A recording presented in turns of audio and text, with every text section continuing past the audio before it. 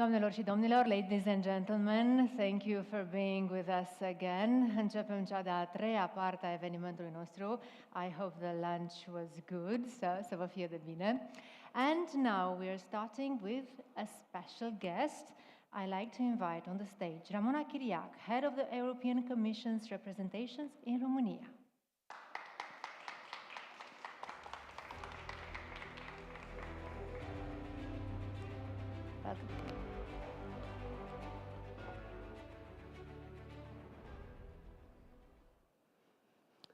Our presentation is in English. This is how we were instructed, but I see many Romanian friends who I know speak English very well.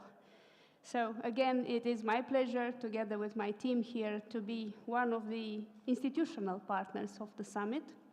Allow me to congratulate Social Innovation Solutions for their outstanding work in organizing this event and in bringing climate issues and the dialogue about our future to the forefront of the national agenda. The European Commission representation to Romania is happy to support this endeavor, including by hosting a side event tomorrow in our premises dedicated to the strengthening of the network of the EU Climate Pact ambassadors. In the current mandate, as you know, the European Commission comprehensively covered climate policy in its Green Deal agenda, one aimed at tackling the climate emergency while ensuring sustainable economic growth, social and intergenerational fairness.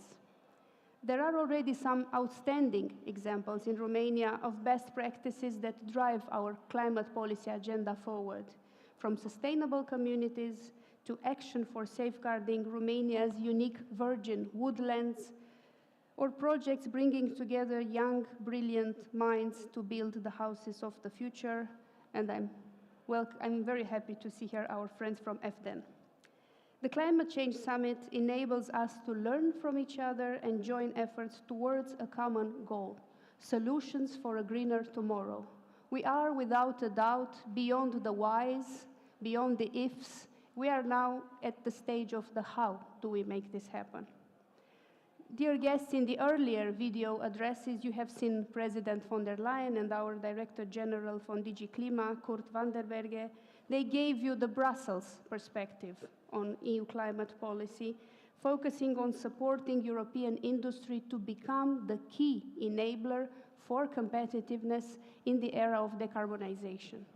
So building on that, in my intervention, I will pick up 3 points that from our perspective as representation are relevant for Romania.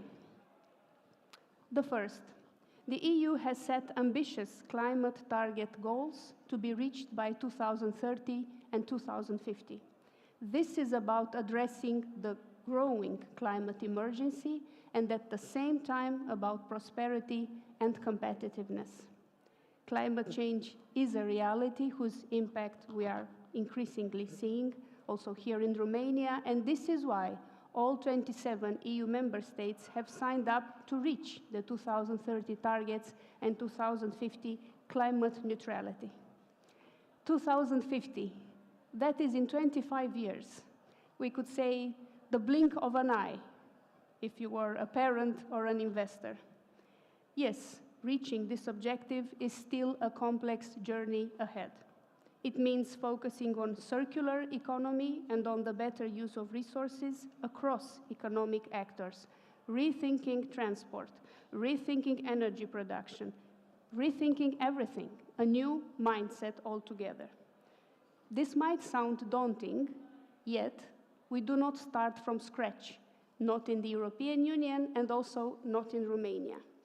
In the first part of this year, already half of the European Union's electricity generation came from renewables. We are producing more electricity from wind and sun than the sum of all the fossil fuels together. So having more homegrown renewables is not only possible and good for Europe's economic development, it is also, as we now all have witnessed, an investment in our own energy security, which we have seen challenged by Russia. Romania has a balanced energy mix, energy know-how, and significant untapped potential in the fields of green and energy efficiency. The climate policy framework in Romania has made also important strides and includes a commitment towards decarbonization. There is an established coordination framework of the government with various stakeholders on climate solutions. Romania's Repower EU chapter has a very strong focus, again, on renewables and energy efficiency. So these are all important prerequisites setting Romania on the path towards 2050. In the next years, it will be crucial for Romania to fully capitalize on them, preserve the level of commitment, implement what is agreed at the European level, and to not backtrack. My second point, investments, big ones, are needed for a cleaner future and long-term economic growth. We know the clean transition requires significant investments, public and private funds. Investments in innovation and in Greek tech solutions need regulatory predictability, stability, and a business-friendly environment. So cutting red tape and simplification are therefore high on the Commission's agenda. Make business easy. This is our motto now in the European Commission for the next 5 years. Realistic planning by member states is also essential, and hence the importance of the national energy and climate plans, which present the vision of the member states and their investments needs to stay on the path towards net zero. So the more solid the national plans, the more certainty for businesses and investors, of course. The updated national plans that were due in summer provide a comprehensive view of the member states' approach towards reaching the 2030 targets. And this extends beyond energy. It goes into transport, agriculture, digitalization, because this is indeed key to understand. In the next years, we will need to achieve a transformation that goes well beyond the energy sector, to rekindle the relationship between our economies and the natural world. As regards public funds, the EU has mainstreamed climate across its budget.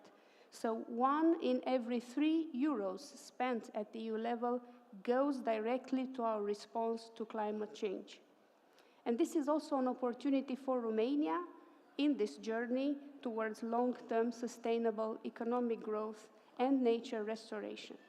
Romania can tap into the Recovery and Resilience Plan and Repower EU chapter that make over 12 billion euros available for Romania for climate objectives. In percentages, 44% of the entire PNRR, because you all know what I'm talking about, goes to reforms, to the uptake of renewables and energy efficiency. Further on, the cohesion funds, the rural development funds, the modernization fund, the Connecting Europe facility are also at Romania's disposal. And on top of that, our more flexible state aid framework to support industry facing transition challenges and many resources from EU financial institutions to support the new technologies. And my third and final point, competitiveness goes along with strengthening of our social economy. And in the current mandate, the Commission has laid the foundations for ensuring that the green transition is a just transition. And this is particularly relevant for member states in Central and Eastern Europe, including Romania. Skills development or the support of SMEs are at the core of the just transition mechanism, which aims to support regions, industries, and workers that are most negatively impacted by the transition towards climate neutrality. This instrument, as you know, covers 6 Romanian counties: Gorj, Hunedoara, Dolj, Galați, Prahova, and Mureș. And vulnerable households, micro-enterprises, and transport users will also be supported via the Social Climate Fund so that they are not left behind during this transition. 6 billion euros will be available to Romania from this support mechanism alone until 2032. Looking ahead now, in her political guidelines, the next Commission President-designate, Ursula von der Leyen, put forward the vision of a stronger Europe that delivers prosperity, protects its people, and defends democracy. And she announced that the Commission will put forward in the first 100 days of their mandate a clean industrial plan underpinning our quest to successfully reduce emissions while growing the industry and ensuring our competitiveness.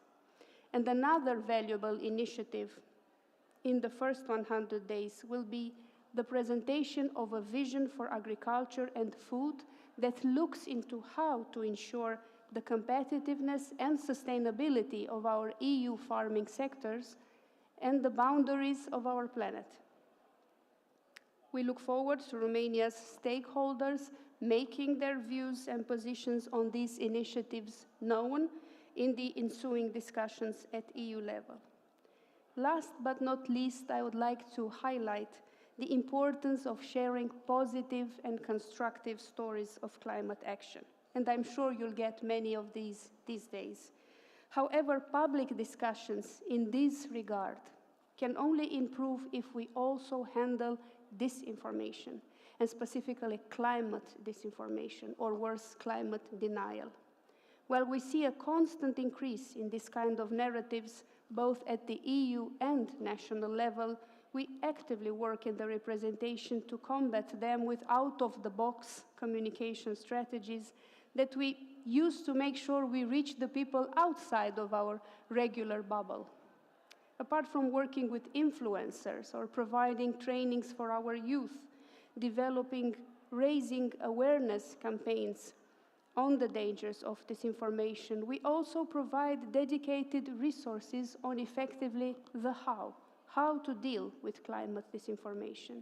And our materials provide tutorials for you on identifying conspiracy theories, discussing with people who believe such theories, as well as engaging with the community of scientific consensus on human-caused climate change. So all of these are available on our European Commission Representations website. It's called True, our platform dedicated to the fight against disinformation. And I'm happy that we can say here that we celebrate 1 year since we launched our platform together with Alex, my colleague here. So to conclude, ladies and gentlemen, we have come a long way with climate policies at EU level. Yet much remains to be done. Implementation of what is agreed and new actions in support of Europe's economy and citizens are key perspectives ahead. We look forward to working with you in Romania to drive these issues forward. Thank you very much.